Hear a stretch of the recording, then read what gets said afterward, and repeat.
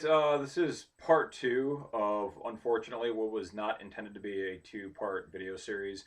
I must apologize, guys. I had an unanticipated, unforeseeable, well, perhaps foreseeable, interruption by a delivery person from FedEx, I believe it was. And I didn't expect them to be running today because it's Sunday and it's a holiday weekend and it's in the afternoon. But nevertheless, they were here and I had to address that. So I apologize. I had to cut the first video short, but I'm gonna pick up as close as I possibly can to where I think I left off.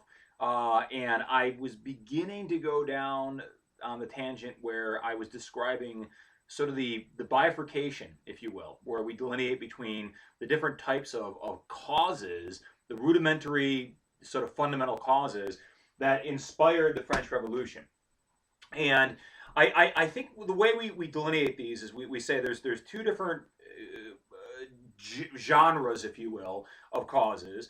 The first being, I guess, environmental and social, and I think that those two are sort of inextricably connected, in that the environmental consequences have very profound social ramifications, and so we have to associate those two together. And then I would say there is the ideological causes, which, as we talked about, I think before, ideology just concerns the promulgation of ideas. Okay, so if you're a Marxist, or if you're a socialist or a national socialist, or a Republican or a Democrat, or anywhere across the vast continuum, the range of political ideas, you, in some way, shape, or form, in some meaningful, tangible, tractable way, you subscribe yourself to an ideology. All right, and certain ideologies are more revolutionary than others. Okay, and we're going to talk a lot about ideologies, and we're going to get into the nuance of this much later on, further in weeks ahead, because I just don't have the time to do that right now. But suffice it to say, we will talk about this in the future. But ideology, right now, just for our purposes, is a way of conceptualizing the world in accordance with a particular set of ideals, and these are generally ideals that are associated with a value system, a politically motivated value system. So, for instance, if you're a Marxist, right, you ascribe to the theories and the principles advocated by Karl Marx, who I believe I referenced in the preceding video, and you believe that the government and the structures of society ought to be modulated by the sorts of ideas that Marx elucidates in the course of his writings. And so that's essentially what having an ideology is, and being able to instrumentalize and apply that ideology in a sort of a functional utilitarian manner to guiding you in terms of how you actually engage with the world around you, and certainly the people who inhabit it. So there's as I say, there's two different types, two different broad categories of causes, and these are really I think the causes which in many ways sort of precede or anticipate the immediate or the proximate causes. So there's kind of like long, I guess, precursor causes, all right, causes that aren't perhaps, this is like the domino effect, right? You got a series of dominoes, and the last domino is the one which actually instrumentalizes the revolution, right? That's the guns firing off, that's the people getting the heads guillotined off in the middle of the street. That's the actual revolution, right? And then the domino before that is, let's say it's the tennis court oath. Okay, it's this oath that a bunch of revolutionaries took to basically repudiate the monarchy. And then there's a domino before that, and that's something else. I don't know. Maybe that's the National Convention of the people who are meeting, and they're discussing what to do with King Louis and Marie Antoinette. And then there's these other dominoes that precede all that. Well, this is the very first domino, all right, in this long series where you got them all stacked up, and there's this line, and they eventually lead to the one that's this cascading effect, and they eventually lead to the final domino, which is literally the beheading of the king, and the full renunciation of all the trappings of monarchy. All right, and that's just full on 100%, 100 proof revolution at that point. All right, but you can't start there. That's not the starting point. That's the end point. All right, so before you get to there, you got to look. Well, what's the cause of the proximate cause of the actual revolution, right? So you got the thing that happens right before the revolution boils over, and it reaches this boiling point. It just proliferates and it implodes. Paris and France in general, they implode, right? Politically, metaphorically, literally, they implode, okay? But you can't look at it in terms of, well, what happened exactly in 1791? You got to go back, you got to hit rewind, right? Rewind the old VHS cassette and go back in time and see what happened, what preceded those events by a few decades at least, because we're talking about, when we're talking about the environmental considerations, okay, we're going to do a discussion of ecological considerations, and these things happened 20, 30, 40, 50, even 100 years before the revolution even began, but they were contributory. They contributed in a meaningful way, and I think you have to say, well, what's your definition of things that are meaningful in terms of how they may have facilitated or precipitated or anticipated or fomented revolution, which eventually came to manifest itself in France in around 1790, 1791. Well, I would say if you look at these things, and what I'm about to talk about is this environmental aspect, right? And you have to ask yourself, would the revolution have happened but for this other thing actually happening? All right. So would the revolution have happened but for if the environmental things hadn't happened, would the revolution have happened? And I would say no, it probably wouldn't have. And so therefore we have to include, we have to be very inclusive and very comprehensive in terms of contemplating all the series of events that maybe not directly but tangentially related to what actually begins the revolution. So let's start with the environmental. The first thing that we need to talk about is something called the mini ice age or the little ice age, and I think it's erroneously termed. That's a bit of a misnomer, because when I think about the ice age, I'm thinking about geological time frame, right? And we think about ice age. There was a Disney movie about this where they're battling the mastodons with spears and rocks and things, and it was a very stupid movie. But ice age, the mini ice age, is something that's on a much smaller scale. It happened over the course of maybe a few centuries as opposed to thousands of years. I don't know, a geological time scale, which is, obviously orders of magnitude greater than a few hundred years. And the mini ice age was primarily focused in northern Europe at the more northerly latitudes. And if you look at a map, I got a globe over here. I'm not going to bother dragging this thing out. It's actually an antique. It's very expensive. I don't want to end up damaging it. It doesn't belong to me. It belongs to this area here. It's my dad, so I don't want to destroy his property. But on that globe, if you look at a map, you would find, where's France in relation to Europe? Is it a more northerly latitude or a middle latitude or a southerly latitude? Is it a tropical place? No, it's a very northerly latitude, right? And during the mini ice age, the little ice age, the more northern countries in Europe and around the world, in fact, were more profoundly affected by the consequences of this, what essentially was global climate change. All right. And for those people who are asserting, I think there's very little empirical evidence for that, but there's still people out there who assert that climate change is exclusively a function of the production of carbon monoxide and carbon dioxide, and the sort of impact that we, human civilization, is having on the earth. Well, that's actually not the case, because climate change happened before the advent of the internal combustion engine and the Industrial Revolution and the sorts of things that began to develop incidental to those technological innovations that began to functionally contribute to the situation that we actually find ourselves in now, which is to say that global climate change was happening 400, 500 years ago. And this particular variant of climate change was precipitated by a couple of different factors. And I don't want to get too much into this, because this is not a geology class, it's not an astronomy class, it's not a natural sciences class, but it's interesting to talk about these things. So one of the factors which really contributed in a substantial way to the cooling down of the climate, and that's what it was. It wasn't a warming up, it wasn't a fluctuations, hot, cold, back at the end, right? It was a cooling down, okay? It was a global, hence the phrase, the mini ice age, right? That implies, I think it implies rather explicitly, a cooling down. One of the factors was what was known as the solar minimum, okay? So the sun goes through these variations, these fluctuations in terms of its power output. It's like, it's like a light switch, and you can have a variable degree of power, right? You can turn the lights up. I got this kind of light switch, like a knob that you turn, right? You turn it down, you turn it up. Well, the sun is kind of like that. It goes through these natural fluctuations, and the sun at this time in the 1700s was going through a diminution in its power output. So it was reduced solar activity, and as a result of that, Obviously, heating here on the Earth is predicated on several factors, but one of which is the extent to which the sun is burning brightly and producing um, energy.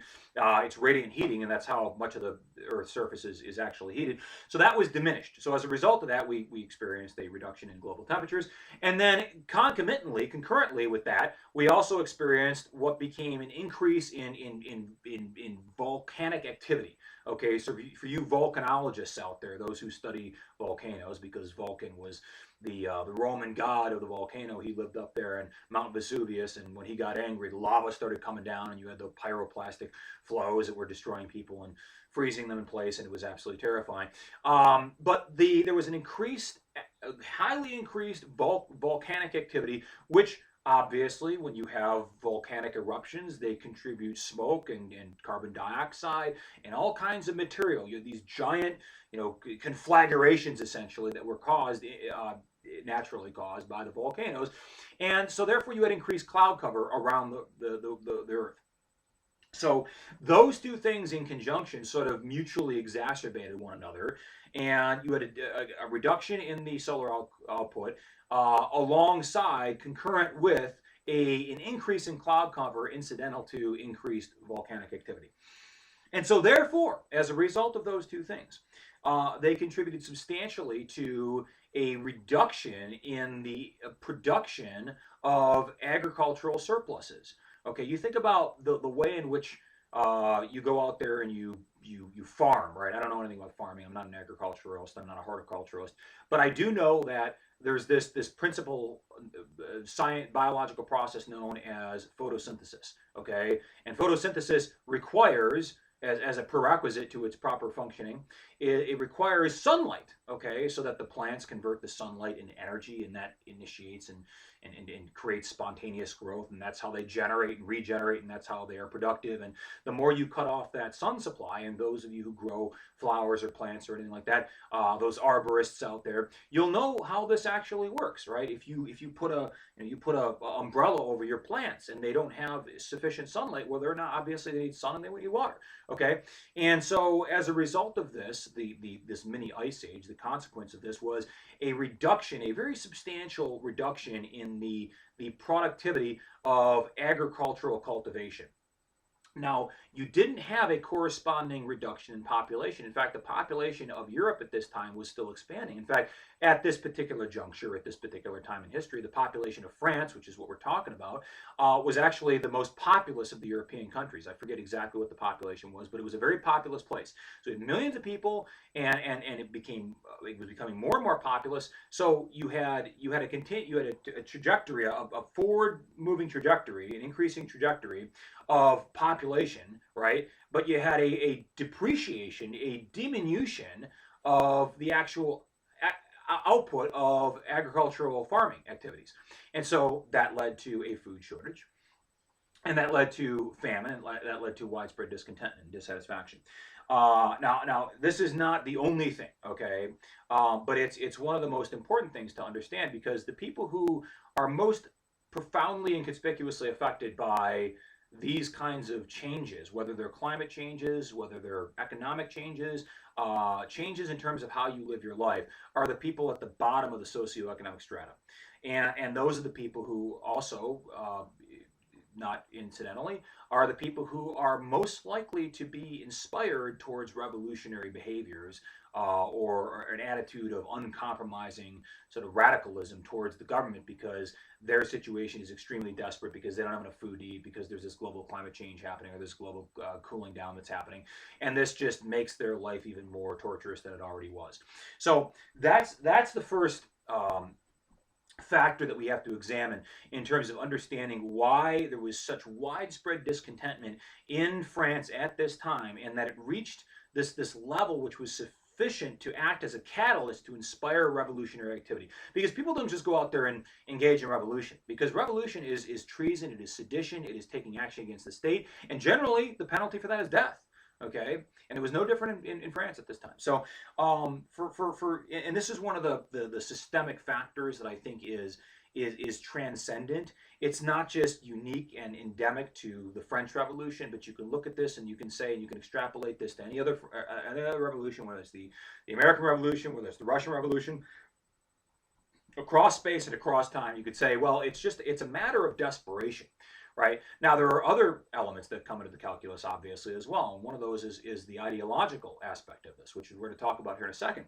But I think it's important to understand that the more desperate people are, the more they feel as though they have nothing to lose and a great deal to gain. Well, the more inclined they are to take perhaps brash action, because they feel as though, again, there's no going back, right? Because we can barely afford to feed ourselves, right? The economy is suffering. There's hyperinflation, because it's so cold. We can't grow the crops that we ordinarily would grow. We can't produce a surplus of crops. Therefore, we can't really have any more than subsistence level income. So we're poor, and we're getting poorer. We have nothing to look forward to. So you better go out there and just risk your life and limb, because you're just going to end up dying either way. All right, so better to go and risk your life for something noble in pursuit of a better future and more opportunities, than to just sit there and idly and blithely accept your fate as it is. So I think that these all enter into the calculus in terms of determining how likely somebody is, or how likely a group of people, a society as a whole, is to actually foment rebellion and sedition against the existing state, against the power of the government. Let's move on to the ideological aspects of this. Actually, before I move on to that, I should actually talk about the economic considerations, because we have to talk about the economic aspects in conjunction with the environmental aspects, because I think there's a very close relationship between those two in terms of how they actually affect the people at the bottom of society. All right, so let's talk about the economic aspect of this. If you look at France in the 1770s, 1780s especially, you will find a country that is massively indebted, and as a result of not being able to effectively pay their debts to other countries, because they're borrowing money and they can't afford to repay that money. And the reason they're borrowing money, okay, let's get into the reason as to why they're borrowing money. The reason they're borrowing money is because France has been fighting wars overseas for quite a while. They fought the French and Indian War. And not only the French and Indian War, but the French have been at war with Britain, the United Kingdom, in one way or another over the course of the last century. All right, and actually going back even before then. Now, a lot of these wars were really just not very necessary, and this is one of the problems with monarchy in general. One of the systemic sort of problems, overarching problems with monarchy, is that when you have a state that is ruled by a single leader, and this is one of the things that I think we talked about in the context of our discussion of civilization, and how civilization never really developed in China, because it was a very monolithic, unitary sort of place that was ruled, was under the exclusive domain and autocratic control of one single ruler. But when you have an autocratic state like that, when you have a monarchy, an absolute monarchy, by the way, not a constitutional monarchy, which France later becomes, when you have an autocratic absolute monarchy, the decisions of the state are only as competent and as circumspect and as well considered and prudent and sagacious as the ruler is himself wise, as the ruler is himself enlightened. And so it's sort of a mixed bag in terms of the results. And that's one of the problems with France. And that's one of the things that animates this revolution, is that people are very disenfranchised and highly dissatisfied with the fact that they are being governed in a very arbitrary and capricious manner by somebody who's really not informed by the best insights of the day. Okay, you look at Louis the 14th or the 16th, I guess it was, and Marie Antoinette, and these were the king and queen of France at the time, respectively, and they were not particularly enlightened individuals. They may have been educated individuals. They may have been able to speak languages and understand literature, and have an appreciation for arts and high culture and things of that nature. But they weren't particularly well versed in philosophy, and they didn't care about those things, because philosophy, essentially, what it really comes down to is, philosophy aspires to conceptualize ways to go about improving our lives and our livelihood and our world and the experience of humanity collectively. And if you're not really concerned about ruling your people justly and fairly and equitably, consistent with an egalitarian sort of ethos, then why would you have any need for philosophy? You wouldn't have any need for philosophy. You wouldn't care about philosophy. You wouldn't be a philosophically enlightened ruler like Frederick the Great. And Frederick the Great was only as great as he was, All right, he was only like that because the ideas which gained traction for Germany and for him personally originated in Germany. Okay, so he just happened to be at the right place in history at the right time, I think. Whereas Louis in France, King Louis, was really not optimally situated to be governing France at this very tumultuous time in its history. So let's go back and talk about the economic aspect of this. As I say, France was fighting overseas wars, all right? And we know from our own national history, our own recent history, we're extracting ourselves from Afghanistan right now after a 20-year misadventure. Some of you would say, well, some of you might find that to be a contentious statement. You'd say, well, yeah, but we went over there and we killed Osama bin Laden and we eradicated the Taliban and we liberated the women over there and we did all these great things and yeah, we did. But I think that only works. I mean, that only has any value to it if you continue to maintain that, right? Because if you give people freedom and you give people sort of a liberal democracy, and you give people the opportunity to go out there and participate in the voting process, and you give women rights that they've never had before, they could never dream of having, but then you decide, well, it's not worth it because it's too expensive, and then you just completely extricate yourself from that situation, and you allow the black flag of Taliban jihad to raise itself all over Afghanistan, and then subjugate these people and throw them back into the Middle Ages. Well, then I would argue that's actually worse than never intervening in the first place, because then they had a taste of freedom and a liberal democracy and what it's like to actually live in a free place and not have to worry about Sharia law and being subjected to the tortures of living under a very repressive regime. But I digress. So we know what it's like to fight a foreign war. We know it's very expensive, it's very tedious, requires substantial logistical commitments, and above all, like I said, it's expensive. All right, and the French nation was unable to really to adequately deal with these expenditures, and not only that, but you look at the United States. The United States is a very robust and vibrant and resilient economy. We have a very strong economy. China is beginning to overtake us in certain areas, the tech sector namely, because the Chinese are just much more hardworking. They're more industrious. They work very long days. They have an autocratic state. It's sort of this very strange but very successful amalgamation of communism and capitalism that actually they got the right balance. They got it perfectly calibrated so that it's a very supremely efficient system and much more expedient in making just producing things, mass producing things than the United States is, because we got too much capitalism and not really enough government regulation. But as far as the economy of France was concerned at this time, it wasn't very successful. It wasn't a very strong economy. And not only that, but it was not the economy was not being properly guided by the government, because the ministers who were ruling over various facets of the state. So the ministers of France at this time were the equivalent of the cabinet of the president of the United States, right? Maybe you guys haven't had a political science class yet, or you don't know what a cabinet is, but just the Secretary of State, the Secretary of Defense, the Secretary of Agriculture, the Interior, the Attorney General, right? All those high-level officers that are appointed by the president with the advice and the consent of the Senate. Well, that's the cabinet, all right? Those guys, those are the head of the executive administrative agencies at the federal level of the United States government, right? Well, the French had their own equivalent, and they had ministers. They had a minister of war. They had a minister of the interior.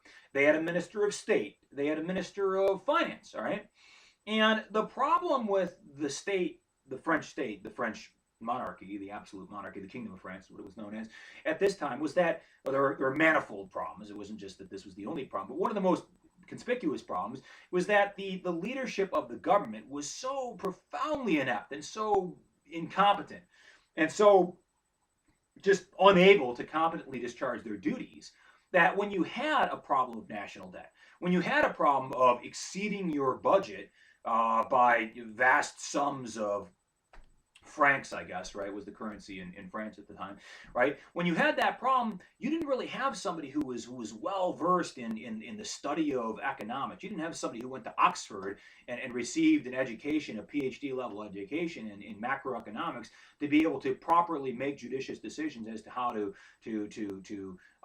properly handle this economic emergency. You had somebody who was appointed by the king. And this goes back to the fundamental criticism of monarchy, and this is one of the arguments that I'm going to try to weave into this discussion of the French Revolution, because I think it's important to understand the arguments that in terms of how they actually animated and motivated the outrage against the monarchy. One of those arguments was essentially that, well, look, in an absolute monarchy where the government is essentially subject to the approval of the king, your ministers and their particular functions in relation to serving the state, they're only going to be as competent and as able and as qualified to do their particular job domain as the king is able to actually select ministers who are qualified to do that job.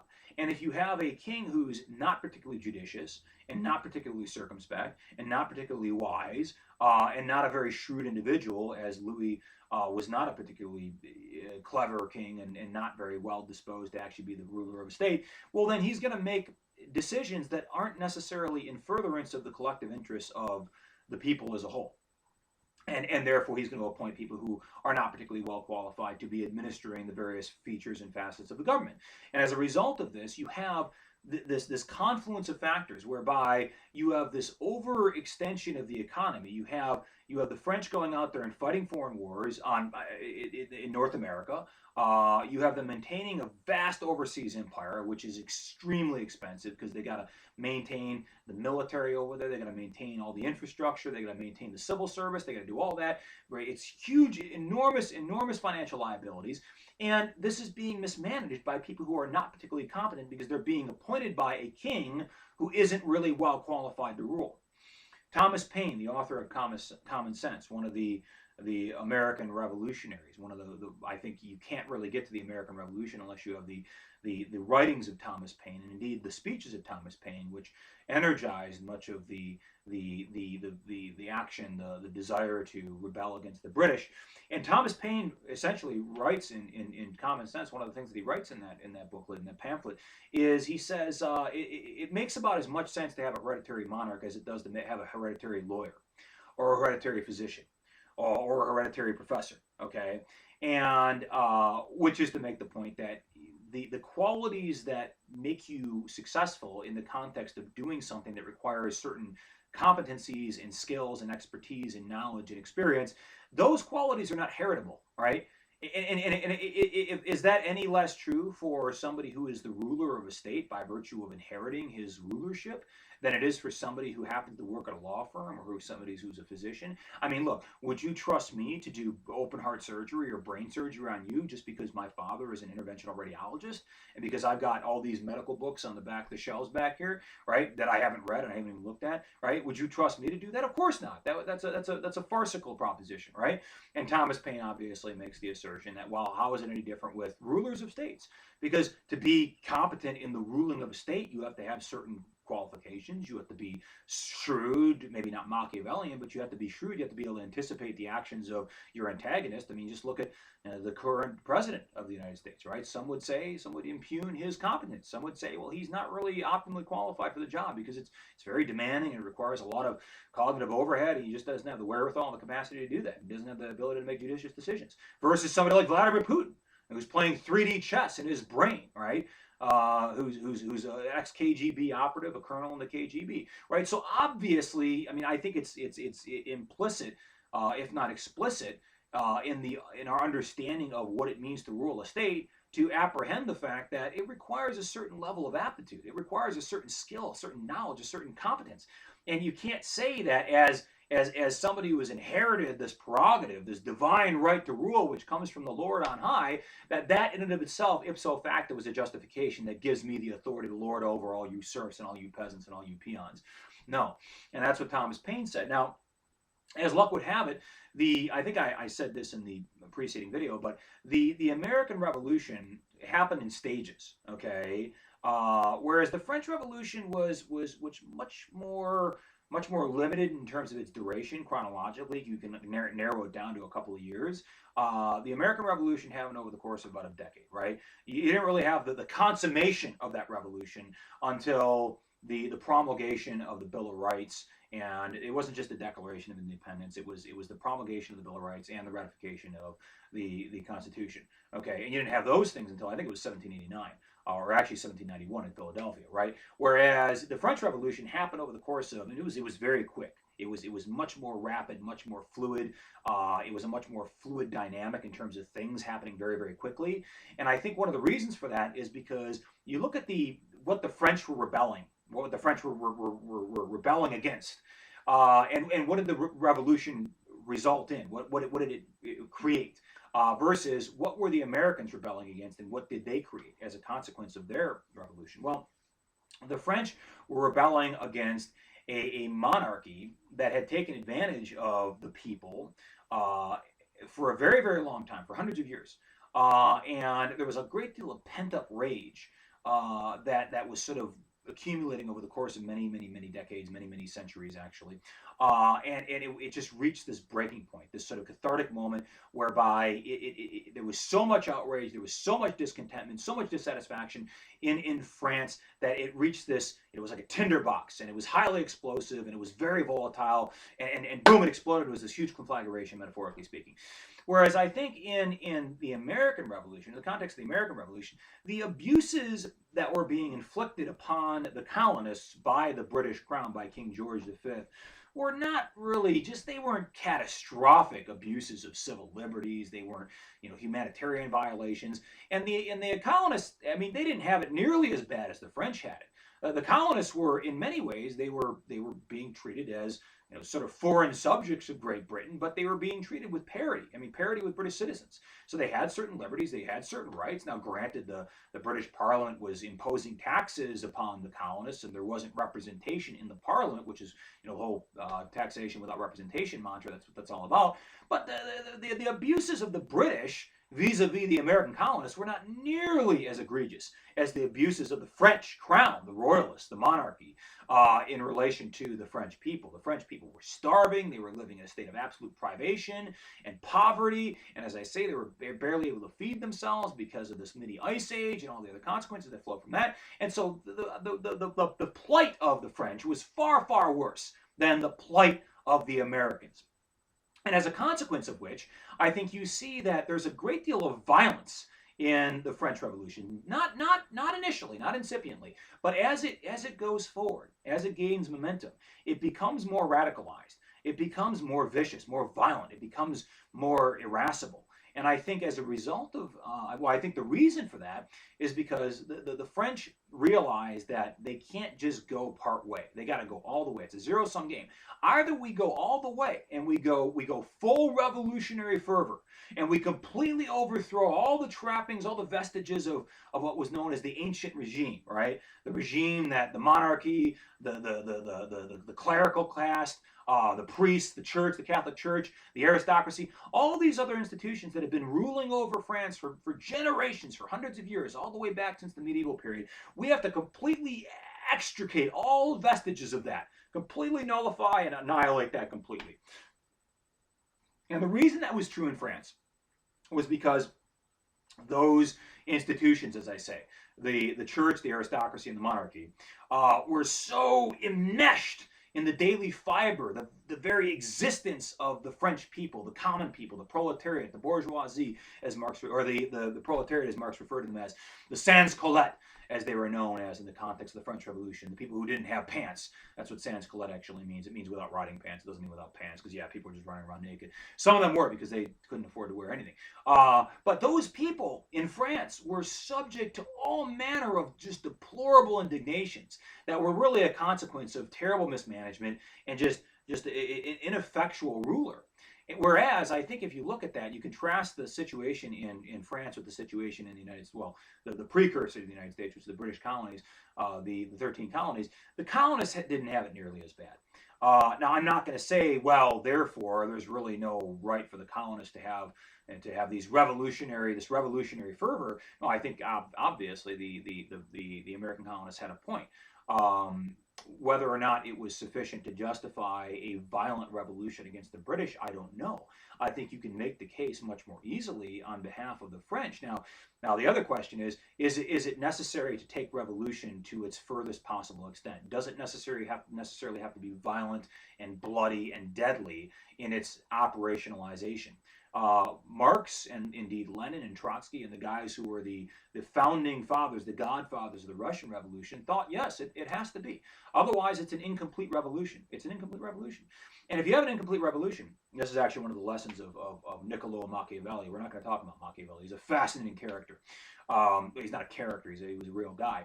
But he's a fascinating personage from history. He was a Florentine diplomat. He was a philosopher. I have read the seminal work of Machiavelli. It's called The Prince. And it's basically how to be a dictator 101. I don't read it because I'm aspiring to be Saddam Hussein or Hitler or anything like that. I just read it because it's got some very interesting insights. Kind of like Sun Tzu, The Art of War. If you read The Art of War, it's got some very interesting insights. You go to the Ross Business School down the road in Ann Arbor, just up the road from me where I'm at here, and you read Sun Tzu there. I mean, that's part of the course of reading. If you're going for an MBA, you read that.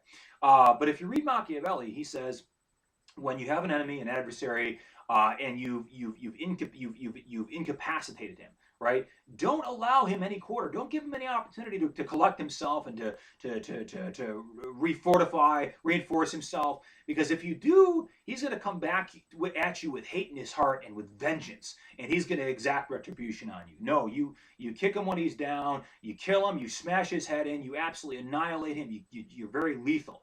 All right, and you do that. You destroy your enemy completely the first time. Any opportunity you have, you do that. You completely annihilate him the first chance you have. And that's the way that I think the French looked at the revolution. They didn't initially look at it that way. They said, well, we can kind of compromise. We can reach a situation, a power-sharing situation, whereby we, the people of France, the poor people of France, can essentially co-opt power with the monarchy and the aristocracy and indeed the clergy as well, the Catholic clergy.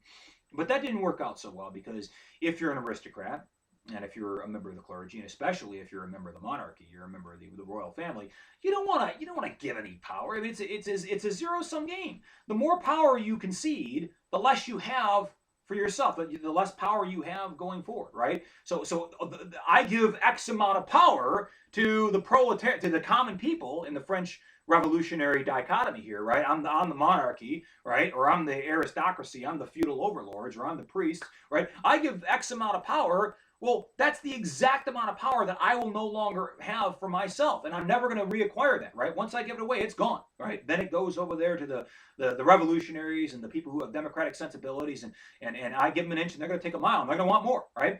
And so I think that as a result of that kind of that dynamic interchange, whereby it's this scenario whereby you really can't compromise. You got to go all the way or not at all. And I think that's eventually what led to the French Revolution going down the pathway of being very violent and indeed very, very deadly. There was this period later on that we're going to talk about here if I ever get to it, known as the Reign of Terror.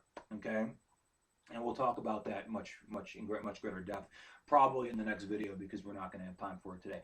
But going back to some of the incipient causes, and I think it's important to understand these and put them in the proper context. As I was saying, one of the problems with the French rule of the French king is that your government is only going to be as effective and competent as your king is good at selecting qualified individuals to serve as his ministers of state.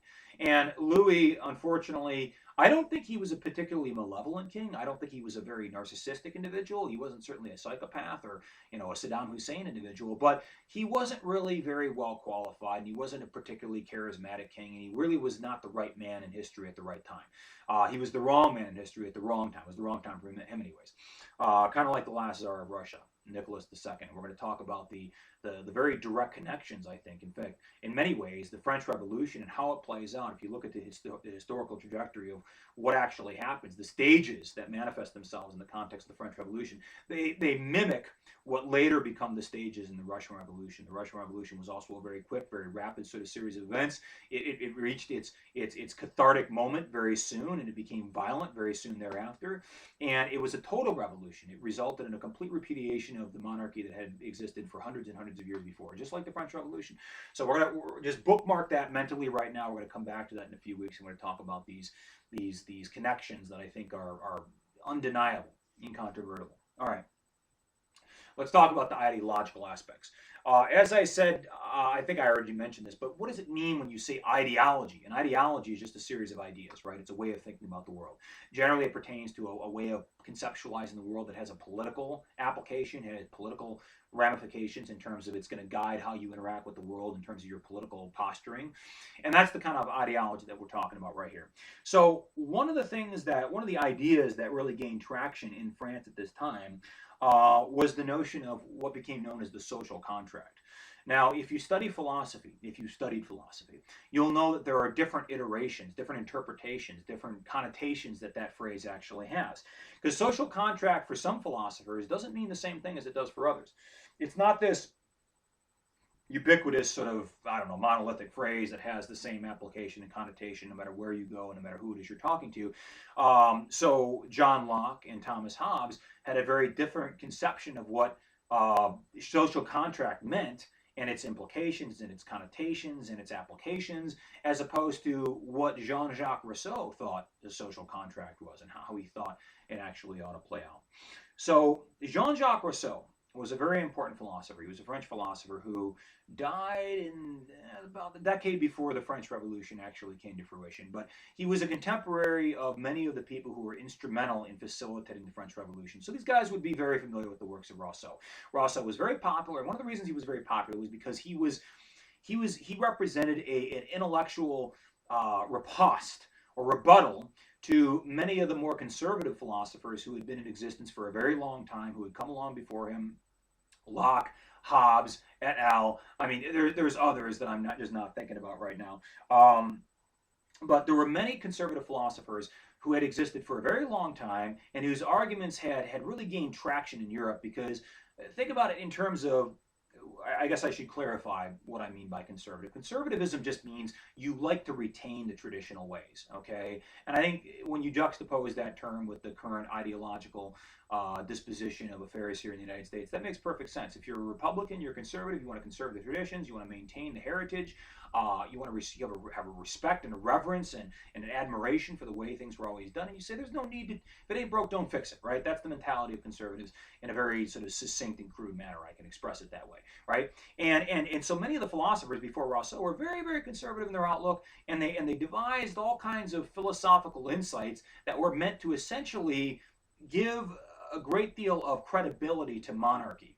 And essentially were ways by which to justify and to assert the indispensable nature of a monarchy. To say, well, we need a monarchy because people are depraved and they're degenerate and they lack self-control. And if we don't have a very strict authoritarian state, then people are going to devolve into this, well, what became known as a state of nature, where they're going to be killing each other and the strongest are going to survive and the weak are going to be left to their own devices. And so therefore we need a monarch to rule over these savage human beings and to control them and constrain them and to constrain their impetuous human impulses, which they're otherwise going to act upon because people are just primal and they're instinctual and they're impulsive and they're just bestial in that regard.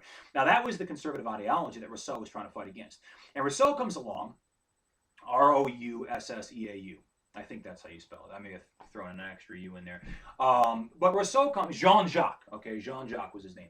Rousseau comes along and he says, well, no, you guys got it all wrong.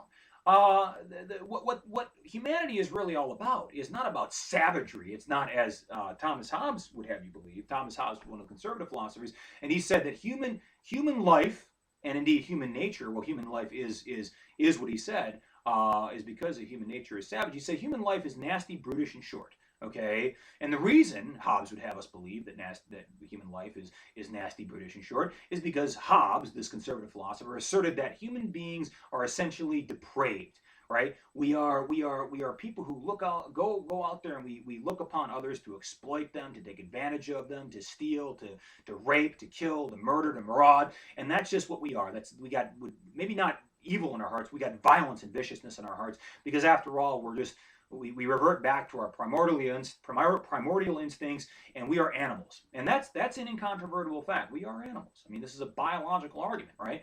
And if you say that we're animals, if you assert that, then I think it follows that we are animals who have certain instincts that are biologically ingrained in us. We have an evolutionary precedent that has been developed through natural selection and adaptation and evolution, whereby we go out there and we try to acquire a situation, a position of dominance in relation to society and people around us. Now, I don't think that that's changed, even though we have different ways of measuring that now in a more civilized society, right? I mean, how do you measure dominance in 21st century America? Well, do you have the Lambo or do you have the Volkswagen, right? Do you have the 50-foot Hatteras yacht or do you have the canoe from Gander Mountain, right? Do you have are you the adjunct instructor of history at Gogabet Community College, or are you the interventional radiologist retired from Henry Ford Health Systems, right? What are you, right? I think that that's the measure of how adaptive we are in acquiring success in the context of a more civilized society, more materialistic society. But Hobbes said that, well, people are essentially very evil, and they're, well, no, not evil. I shouldn't say that. No, he didn't say they're evil. He said they're vicious. And he said that we are inclined to pursue our biological impulses and our instincts and the predilections that are ingrained in us. And those predilections will predispose us to go out there and take advantage of those who are weaker and stupider or more naive than us. And so we exploit those people and we take advantage. And that's just going to lead to a very chaotic situation whereby, well, to quote Thucydides, who, by the way, was an ancient Greek philosopher, he talked a lot about this stuff too.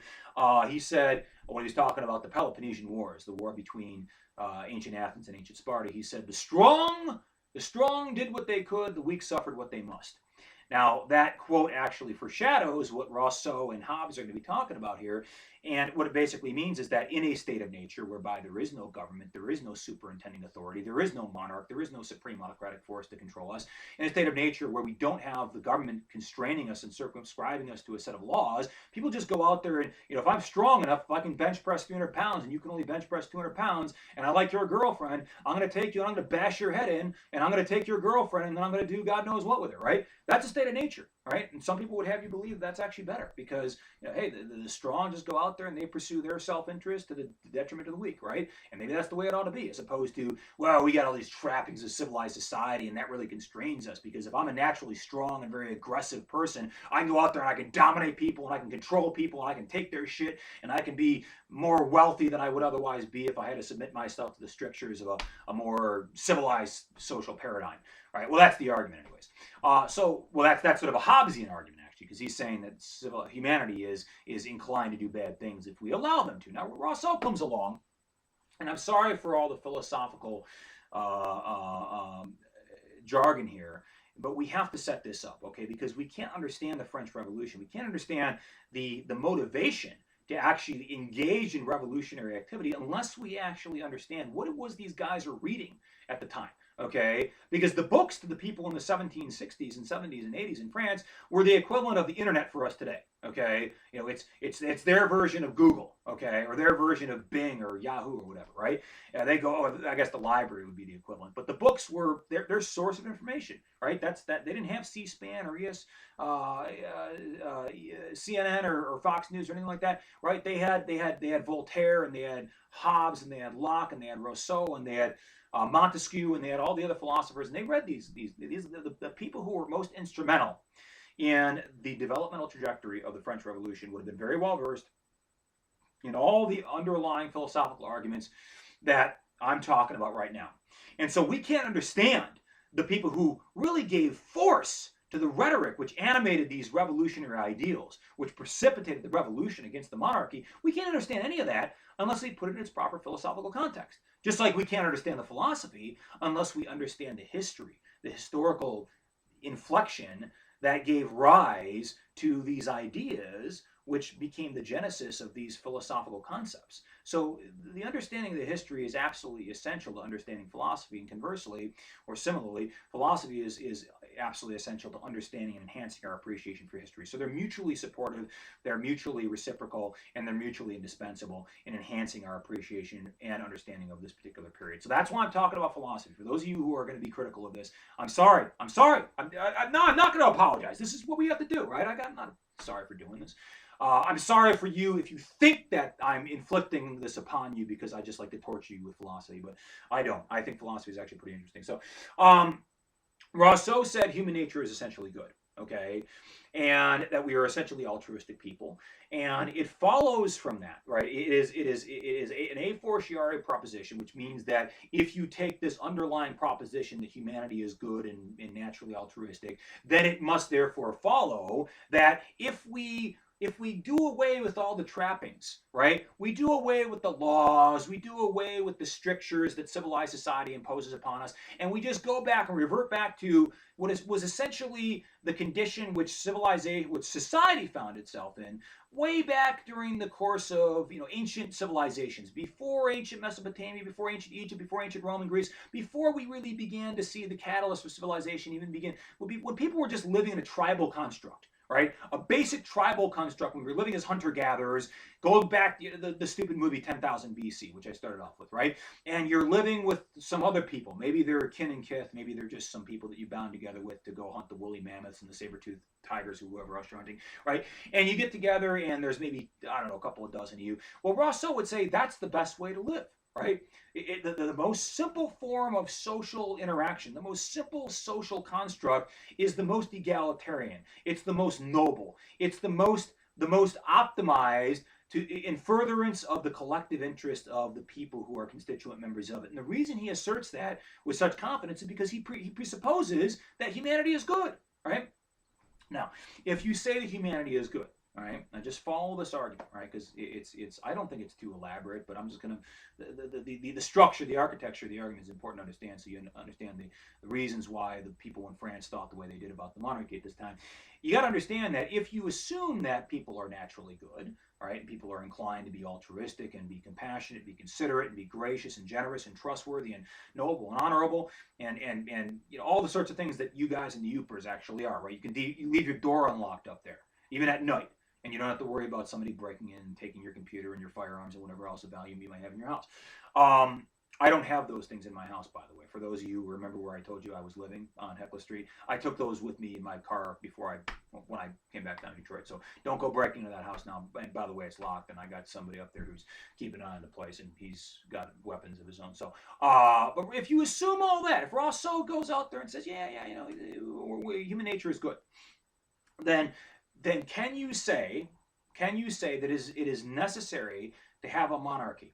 Because what is a monarch? A monarch is an absolute autocratic ruler who has complete sovereign jurisdiction over his subjects, meaning he lords over them as the lord on the manor over the serfs. I mean, in a very literal sort of manifestation of that phrase, right? And the people in an absolute monarchy, in the context of France at this time, which it was an absolute monarchy before the overthrow, the capitulation. Well, you had different stages of the reduction of the absolute monarchy. It became a constitutional monarchy, and then became just a republic.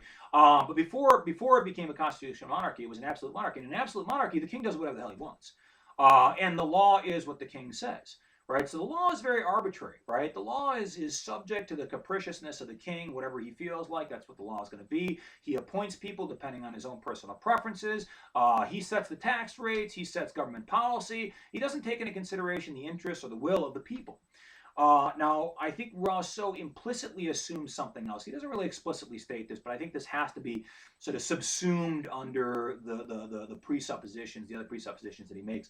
And I think the other thing that he would say is that people are sufficiently intelligent and wise and circumspect and knowledgeable and insightful and intuitive to be able to make decisions on their own behalf and in furtherance of their own best interests.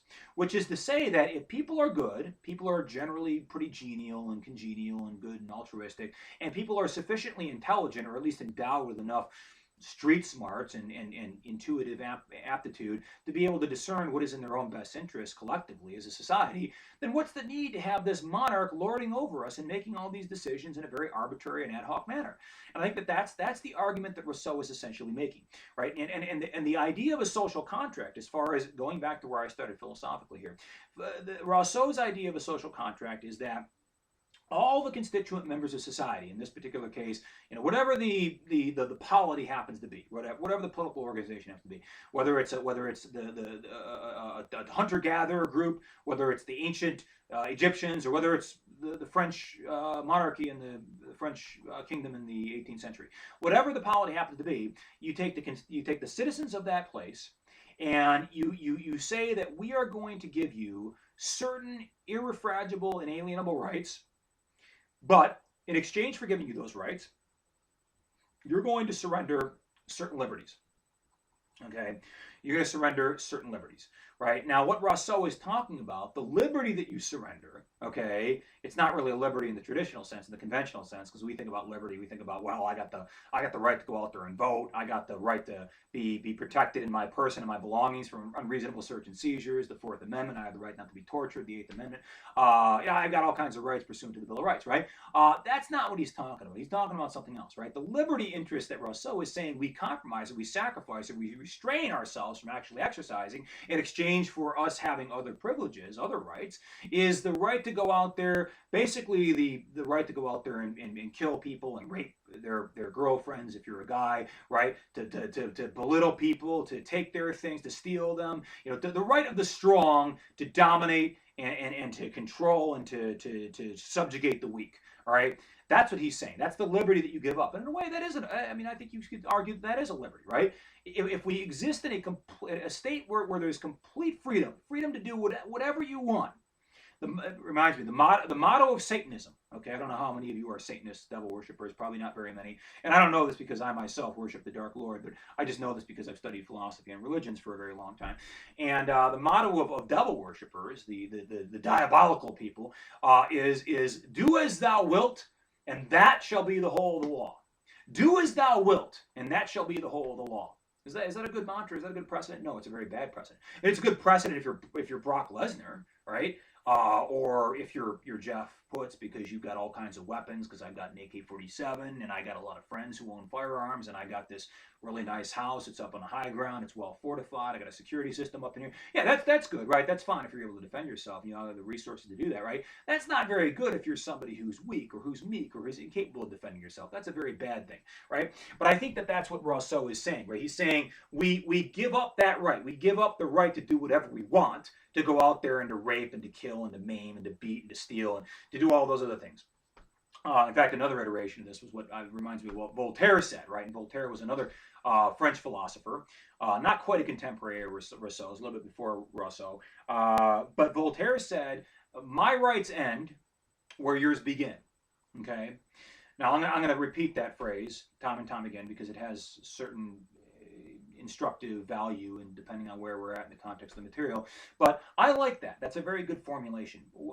My rights end where yours begin. And that's essentially what the American Revolution was all about, not having some foreign monarch infringe arbitrarily upon our fundamental rights, at least as far as the colonists conceptualized them. And I think that Rousseau essentially was also making that point in a different way, right? In the sense that, well, if we all surrender the prerogative to go out there and kill people, because that's what total freedom is, right? Total freedom is the freedom to go out there and do whatever you want, right? In fact, that's what Nietzsche said, right? I don't know if you guys probably don't know who Friedrich Nietzsche is. Maybe you do. Maybe I'm condescending by saying that you don't know who he is. But if you've ever read him, right, knowing who Nietzsche is something very different than actually trying to read and understand Nietzsche. Because reading him is one thing, knowing him is something else, and actually understanding him is something else entirely from just knowing and reading him. But if you understand what Nietzsche is saying, he's basically saying that, if you're a very smart and sophisticated individual, you should have absolute freedom to do anything because the laws of mankind don't apply to you because you're superhuman, right? You're an Ubermensch. What's what he's talking about, Zus Spacus Zeruthia. But for those of you who don't care about Nietzsche, you don't need to know any of that. Going back to Rousseau, though, I think it's important to understand that essentially what he was arguing for is to say that, look, people can be trusted. Okay, humanity is humane. People are humane. People are congenial. People are good. People are altruistic. And if you are all those things, and if people are good enough to be concerned about what's in their own, not just their own self-interest, but in their collective interest, and that's really dispositive. That's the probative point right there, is that because we are sufficiently selfless, because we're concerned about the group collectively, and because we are also motivated by considerations that could pertain to other people. We're concerned about not infringing arbitrarily upon the rights of other people besides ourselves. Well, then we can go ahead and we can have democratic sensibilities, and we can live in a sort of a republican sort of state of governance, and we don't need an autocratic monarch. Now that was an argument which gained a lot of traction, which resonated very, very strongly with the hearts and the minds and the sensibilities of the people who lived in France at the time, who either were smart enough to be literate or well educated enough to be literate and therefore read, or the people who weren't and had it read to them and interpreted by the people who were educated enough to read. And I think that's a good starting point. Okay, that's a good starting point. Is understanding the philosophy of Rousseau and how it really animated this process. And I'm sorry, guys, I'm gonna have to turn to my notes at a certain point in time because this has just been all ad libbed, ad hoc so far. All right, so that's the we talked about the ideological, we talked about the economic considerations, we talked about the social ramifications which those the elements had. We talked about the geological and the climatological. All right, let's talk about let's talk about let's talk about some other things. Um, so one of the problems that France had at this time, going back to the economic element here, is that they didn't have enough money. Okay, and what happens when you run out of money? You begin printing more money. What happens when you print more money and you don't have gold reserves to actually sort of substantiate that money, to validate that money, if you will, right? If you're just printing off a bunch of money and you don't have a national treasury, a national repository whereby you've got enough gold to actually back that money up to say that this currency is actually worth something, it's based on the gold standard, or it's based on the silver standard, or it's based on some kind of standard. That's what that means, right? Having a standard of currency is saying that when I have I got the $1,000 bill with Hamilton's face on it, right? Or I got $1 million bill with Kanye West's face on it, right? Because if he became president back in 2020, he'd be publishing the $1 million bill, and it definitely have his face on it. And then on the obverse, it would have Kim Kardashian's face on it. It would have her posterior on it, have her Botox infused posterior on it. But if I've got $1,000 bill, what the United States government says is that, hey, we got enough gold reserves, not in Fort Knox. That's not a myth, but it's a misnomer. No, we got enough gold reserves in the Federal Reserve Bank in New York, right, which has 10 times the gold that Fort Knox has. I learned that from a Bruce Willis movie, actually, by the way.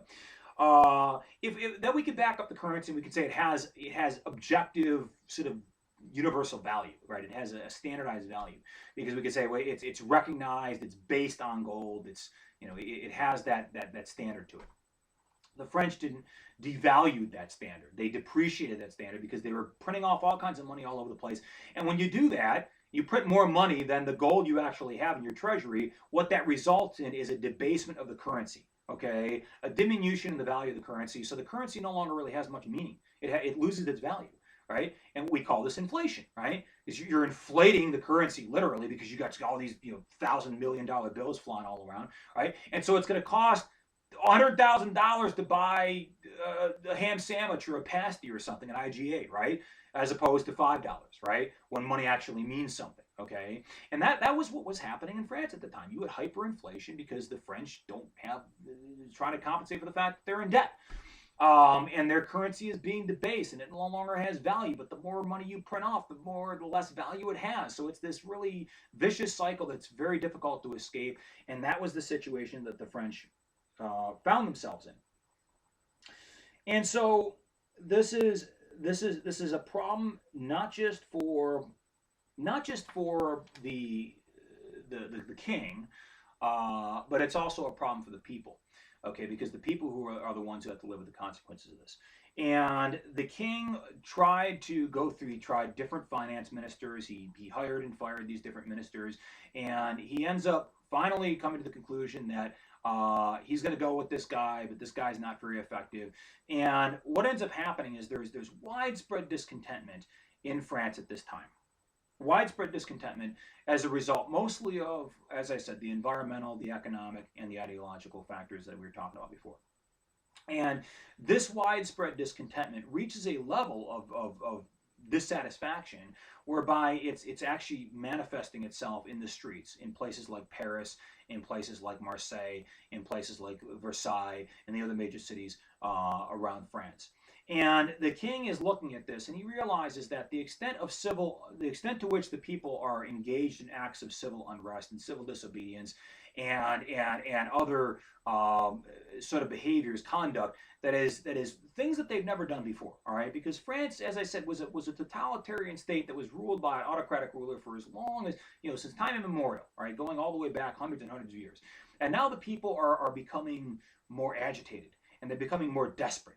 And they find that they have nothing to lose and everything to gain by going out there and risking their lives and perhaps fomenting rebellion and revolution against the king. But before they do that, the king realizes he's got a way to mollify, to conciliate, to ameliorate the concerns of the people, and the way that he does this is by convening a conclave, a formal meeting of what was known as the Estates General, sort of a general parliament.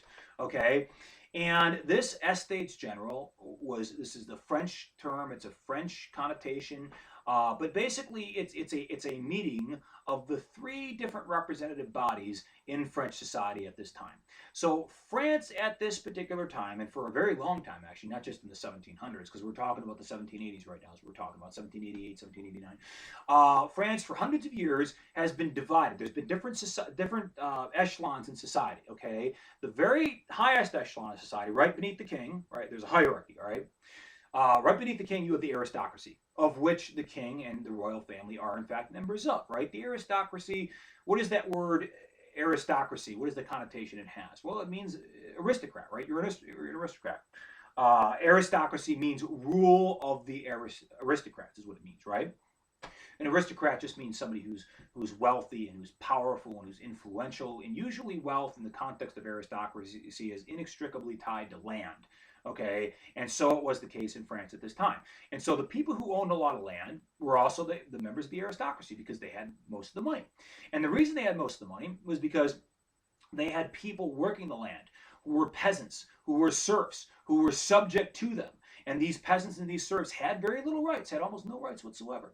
And so the aristocrats could just go ahead and just infringe upon the rights of those serfs and those peasants who were working their land in a very arbitrary manner.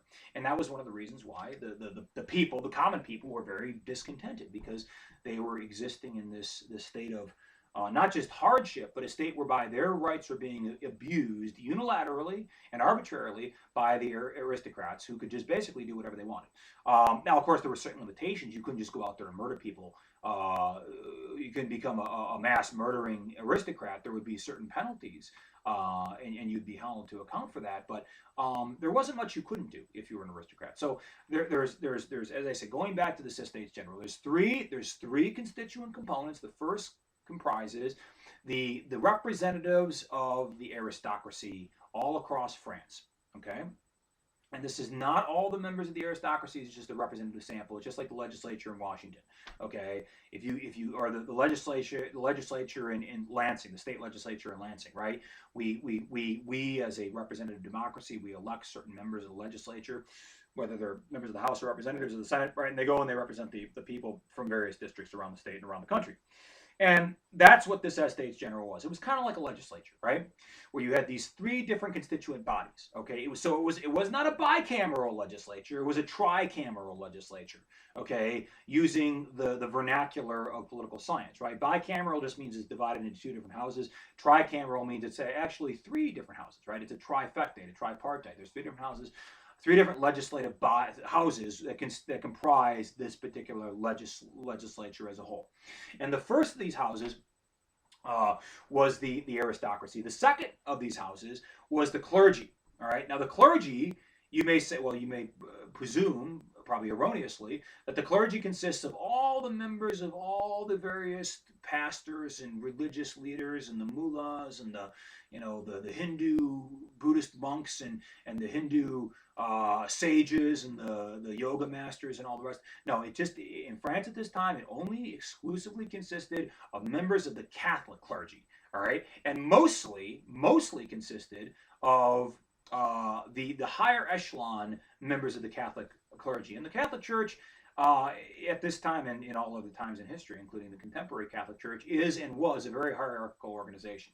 Okay, and it was no different in France at this time. Very hierarchical organization. So it was highly stratified. There were different ranks, different echelons. You had the Pope, then you had the cardinals, you had the archbishops, then you had the bishops, then you had the monsignors, then you had the priests, then you had the deacon, and then you had the altar boys and the low fodder down there, right? And that's how it was in France at that time. Okay, and the second estate, if you will, the second constituent division of this tricameral legislative body of sorts, this quasi-legislative body, consisted of the clergy. And the members of the representative members of the clergy who actually attended this Estates General, you guessed it, were not really representative of the lower ranking clergy, the monks and the friars. Friar Tuck, who was making his honey mead, right? If you guys have ever had Baron Jaeger, that's what Friar Tuck used to make, right? Baron Jaeger, you can get it up the IG, up the top of the hill past the Quincy mine there. Good stuff, good stuff. It wasn't representative of the lower echelon clergy. No, the clergy within the context of the Estates General, that second division of the Estates General, primarily was representative of the higher echelon functionaries of the Catholic Church. So the cardinals and the archbishops and those guys, believe it or not, were actually also members of the aristocracy. They were considered to be aristocratic members of the clergy because they owned a lot of property and they controlled a lot of wealth and they had a bunch of serfs and peons and peasants working for them. And so they were in many ways the first and the second the first and second subdivisions, constituent subdivisions of this Estates General, the General Assembly, the tricameral legislature, right? They were kind of inextricably associated with each other. They were mutually reinforcing. They had members that maybe maybe they weren't the same people, but they were aligned. They had joint interests. Okay, they had mutual interests. And then you had the third subdivision of the Estates General, and this consisted of the lower classes, everybody else essentially, right, which consisted of about 98% of the population, right? Now, unfortunately for the king, because all of this eventually plays to his great disadvantage because he ends up losing his head, which I would say is a pretty disadvantaged thing to have happen to you. Unfortunately for the king, well, unfortunately for purposes of reconciling differences, I should say, not necessarily for the king or for anyone in particular, but unfortunately for the forces which wanted to restrain these revolutionary impulses, the Estates General was set up in such a way so that each one of those constituent divisions had equal representation. It had equal power to vote, okay? Even though the aristocracy was infinitesimally small in relation to the third estate, everybody else, the commoners, the pedestrians, the plebeians. Because there were a lot more of those people out there than the first two combined, right? 1 plus 2 did not equal 3, okay? Because the third Estate General was more like 150 plus equals 1 plus 2. I'm sorry, my mathematical analogies aren't very precise, and they're actually not mathematically accurate because I'm so horrible in math. But what I'm trying to convey to you guys is obviously the numerosity, the multiplicity of the third estate in relation to the first two. And as a result of this, so there's a couple of problems with this. First of all, I think you can anticipate these problems. Well, first of all, the estates number 1 and 2, because they have joint interests, are going to collaborate. And they're going to vote in a way that is consistent with what they perceive to be their interests as they are aligned. All right. And if the first estate represents the aristocracy, the guys who got a lot of money because they got a lot of land because they control a lot of peasants, a lot of serfs, right? And then the second estate represents the hot, not the lower clergy, not the friar tucks and the low-ranking acolytes and those people, right? No, but the higher echelon bishops and archbishops who've got palaces and castles and all kinds of land and all kinds of money and all kinds of shit, right? If that's who the second estate represents, well, then those guys are functionally indistinguishable from the members of the first estate, right? And the problem, of course, is if you get each one of those estates has one vote, okay? Even though the first two estates only represent maybe 2 or 3% of the overall population in France, basically the way this is set up is that it's predicated on the assumption that the higher classes are, even though there's fewer, much, much fewer of them, are worth more per capita than the lower classes, all the lower classes combined.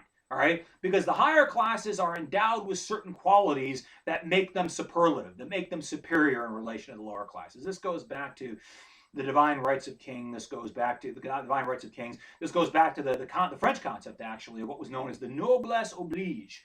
The noblesse oblige. And the noblesse oblige, I actually learned about this in law school, of all places, in ethics class in law school. Very strange, rather incongruous place to be learning about French history and French cultural norms. But the noblesse oblige is a French term. It means the noble obligation. Okay, and it's evocative of sort of a paternalistic duty of the aristocracy and the higher echelon clergy to kind of look after and to survey caretaking, curatorial function in relation to the rest of the people all around France, the lower echelon, the plebeians, the peons, and the peasants, right? So there's this very paternalistic notion, right? And as a result, the Estates General has assigned greater per capita weight to the votes of the first two estates, and they're going to gang up, and they're always going to vote together. So if they vote as a block, number one and number two, the clergy, the aristocrats and the clergy, respectively, they can always supersede or overrule the third estate. The third estate says that's not fair. That's disingenuous to the fact that we are the most numerous, that we represent the true interests of the common people. And not only do we represent the true interests of the common people, but the common people are the ones who are suffering most conspicuously and most egregiously as a result of the profligacy of the king and the aristocrats and the archbishops and the other members of these two estates who are going to gang up on us, the third estate, and are going to overrule us. And so therefore, this is a process which is doomed to failure. It's not going to work. It's not going to ameliorate. It's not going to conciliate. It's not going to work out in any sort of conciliatory manner whatsoever. And so the members of the third estate are frustrated in their efforts. And what they eventually do is say, okay, what we're going to do is we members of the third estate, we the peasants, we the serfs, we the peons, the pawns, the slaves, the Walmart greeters, right, of the French world, we are going to get together and we are going to extend our hand to the members of the first and the second estate, and we're going to welcome you guys to join us, but in per capita proportion to the actual number of people that you represent in the French kingdom. So none of this one vote per estate anymore. No, if there's only 5,000 aristocrats in all of France and there's 10 million of the common people, then we're going to outnumber you, 1 to 10,000 or whatever that works out to, right? Okay, and that seemed to be pretty reasonable, right? That was obviously it was reasonable for the third estate because it worked out in a way that was obviously highly favorable to their interest in getting what they wanted, which was to say that they wanted the overriding vote. But you have to say that does, in a way, I think, resonate with our intrinsic sense of what's intuitively right, because we have democratic sensibilities. But then that's the problem, isn't it? All right. I mean, I think this is one of the problems that I alluded to in the very first lecture that I gave you guys 2 weeks ago, which is to say that we have to, in some meaningful way, restrain ourselves from superimposing our own democratic sensibilities and culturally formed notions of what is right and what is wrong, what is proper, what is improper. We have a duty and obligation to sort of restrain those sensibilities, and not therefore to really commiserate unilaterally or predominantly with the members of the third estate because they represent sort of the incipient stage of democracy.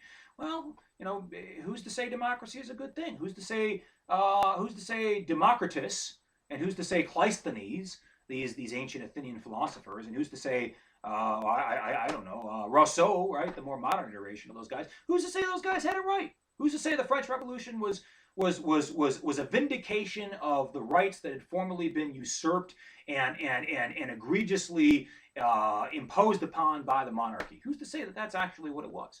And I think that much of this lends itself to interpretation, and I think that the next session that we're going to have is going to really be about interpretation, because I think that's a hell of a lot more interesting than just talking about what actually happened. Okay, so 3 estates, not direct representation. Third estate was far more numerous. First and second estate could control the agenda because they could beat up and they would always agree and they would always vote together because they were aligned with mutual interests. And the third estate said, we're done with this. We're not playing by the rules of the game because the deck is stacked against us and the game is unfair. Okay, so we're going to go out here and we're going to create something completely new, something completely different, distinctive from this estate's general business, and we're going to call it the National Assembly. And the third estate walked out and they went out there and they formed the National Assembly and they offered their hand. They offered in a very congenial and very fraternal manner. In fact, the motto of the incipient revolutionaries, the motto of the French Revolution, was Égalité, Fraternité, Liberté. Égalité, Fraternité, Liberté. And what does that mean? Egalitarianism, fraternity, and of course, yes, liberty, right? So to be egalitarian is to have the sensibilities whereby you consider all people to be equal by virtue of having this natural right endowed in them, that they have the right to participate in political processes, they have the right to be protected by civil ordinances and civil laws, they have the right not to have their property infringed upon arbitrarily, they have the right to a fair trial of the jury of their peers, they have all the sorts of rights that we would assume we would want in and of ourselves. So in a way you could say that the democratic aspects of the third estate they align very strongly with our own democratic sensibilities, I think, right? It's essentially a reformulation or a reiteration of the golden rule, if you think about it that way, right? I mean, if I'm saying that I want all the people in the new France that we are envisioning, okay, this National Assembly that gets together and says, members of the first and second estate, you guys can join us, okay, but if you don't, we're going to go out there and we're going to formulate our own agenda, whether you're here or not, and we're going to enact this agenda, and then it's binding. Okay, whether you participate or not, we don't matter. It doesn't matter. It's inconsequential. But what this is really all about, fundamentally, okay, if you reduce it down to its essential dispositive element, right? What the French Revolution is really all about is ensuring that people are treated according to how they would want others to be treated. I'm going to treat you no differently than I would want you to treat me. Okay. Now, again, that is a reformulation. It's a reiteration of what essentially Thomas Paine was saying, right? My rights, or Voltaire was saying, my rights end where yours end. Voltaire also said, what else did he say? He said a lot of things. But Thomas Paine, right? Going back to what Thomas Paine was saying, right? Thomas Paine made the argument that, hey, we have to respect the rights of all people equally. Okay, because if we don't, then who's to say that somebody's not going to come along and then infringe arbitrarily upon our rights, right? Because you're in the majority one day and you may even be in the minority the next day, right? Who's to say that you're not going to be in the minority tomorrow? And this is one of the fundamental precepts that I think animates many of the political discussions that these people had at this time. And it's important to understand this, right? Because this is, in many ways, talking about these things in this particular way and trying to resolve our differences by taking into consideration what is in the best interest of the people collectively. That is the antithesis of an absolute monarchy. Because an absolute monarchy just says, I have the power because I am the king, because God on high anoints me and the church validates my rule and makes me sacrosanct and inviolable, and therefore I can go out there and I can infringe upon the rights of everybody else because I am anointed by God and I am sanctioned by the church. Well, that to my mind seems to be the antithesis of democracy, the antithesis of republicanism, the antithesis of civil liberties and civil rights. And I realize I'm actually encroaching upon, I'm coming up on just about an hour and 50 minutes right now. 1 hour and 50 minutes, okay? And one of the things I'm going to try not to do is I'm going to try not to infringe arbitrarily upon your own prerogatives to have your own time and do whatever the hell you want with that time, because I don't want to end up like Louis the 15th and be guillotined by you guys, and have a National Assembly form and go out there and outlaw me as the outlaw king. No, I want to be a man of the people and for the people and by the people. And well, okay, all silly pretentious rhetoric aside, I will close and I will leave you with this. Please give me feedback, okay, concerning what you thought about this particular performance, what you thought about this production. I don't know what to call this. It's all theatrical, I suppose. But whether or not you like this, I mean, it's not a matter of liking it, okay? That's not the question you have to ask, all right, or the answer. The question you have to answer for yourself is whether or not this is sufficiently conducive to your purposes, your learning, educational purposes, so as to ensure that you are going to assimilate this material in a manner that is consistent with how you would be assimilating it if, in fact, we were actually in the physical classroom. Is this the functional simulacrum? Is this an adequate representation of me as an educator. Is this effective? Does this resonate? Do I have the rapport with you? I don't know. Maybe I'm not. Maybe I'm off my A game today. I don't know. I took a pre-workout formula today, so maybe I'm not thinking clearly. It tends to actually obscure my mind when I take these things. Maybe I'll be more on point next time. But it's not the room, all right? And if the room is distracting, let me know. I can do this in my bedroom. I'm actually in my parents' house. No, I don't live with them because they live in another house. It's a long story. If you're really curious about it, I'll tell you about it some other day. But the fact of the matter is I'm going to continue to do this, at least for the next couple of weeks, right? Unless I hear otherwise, all right? And the reason I'm doing that is because I've already basically said that there's a preponderance of evidence that suggests that the majority of the people in this class strongly favor YouTube. And I don't know whether or not that's going to change after this video. Maybe you think, well, oh, this sucks. This is not at all what I thought it was going to be, right? But as I said, I'm going to try to make this interesting. I know I keep on saying that. I know that really hasn't come to fruition yet, but it's going to, okay? So I don't want to take up any more of your time. I thank you for tuning in. You go ahead and hit the like button because that's what they do on YouTube videos that don't suck. Or if you think this sucks, go ahead and downvote it. I don't really care either way, whether or not you like me or whether you subscribe to my channel. I'm indifferent to it. What really matters is that we don't have to get up at 8:30 in the morning. That's the most important thing. And what really, really matters is that if we continue to do YouTube, guess what? It's going to be take-home tests from here on out, baby. All right, and that sounds pretty good for me. Well, doesn't sound. I don't care either way. I mean, it doesn't make a difference how I proctor the test because it's not me who's going to suffer the consequences of having to take them in a classroom under time restrictions and not being able to use your notes. Right? So think about that. That I will leave you with that as a parting thought. But no, seriously, give me feedback. I want to hear from you guys. I hope you guys have a great holiday weekend. Hope it was safe. Hope you had a good time. And I'll be seeing you again, I guess, I don't know, next Monday, I suppose. All right. Au revoir.